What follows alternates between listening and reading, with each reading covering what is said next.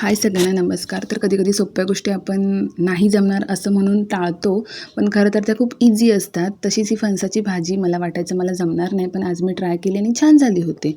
तर मी हे बाजारातून आणलं होतं फणस एक छोटूसं आणि ते कापून मी हळद आणि मिठाच्या पाण्यामध्ये 15 मिनिटं उकडून घेतलं आणि त्याला छान स्मॅश करून घेतलेलं आहे गार झाल्यानंतर. एकीकडे मी घेतली आहे फोडणीची तयारी करायला. तर त्याच्यामध्ये कढईमध्ये मी टाकलेला आहे कढीपत्ता, लसूण, कांदा, मोहरी, जिरं हे सगळे जिन्नस जे आपले आहेत ते टाकून घ्यायचे. टोमॅटो आपल्याला टाकायचं नाही आणि छान लालसर होईपर्यंत परतून घ्यायचं आहे.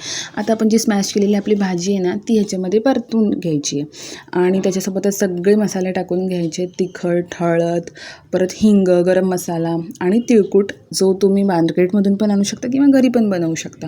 तो देखील ह्याच्यामध्ये ॲड करून घ्यायचा आहे. ह्याच्यामुळे अजून भाजीला छान चव येते. मीठ टाकून घ्यायचं आहे. कोथिंबीर असेल तर अजून छान चव येते, त्याच्यामुळे कोथिंबीर देखील टाकून घ्यायची आहे. तर थोडीशी सुकी वाटली भाजी तर थोडंसं वरून तेल टाकू शकता, म्हणजे थोडीशी सुटसुटीत होते भाजी. आणि मग झाकण ठेवून 15 मिनिटं वाफवून घ्यायची आणि तयार होते आपली झणझणीत चविष्ट अशी फणसाची भाजी. अशा प्रकारे नक्कीच ट्राय करा आणि आपल्या व्हिडिओला लाईक करा, चॅनलला सबस्क्राईब करा. Thank you for watching.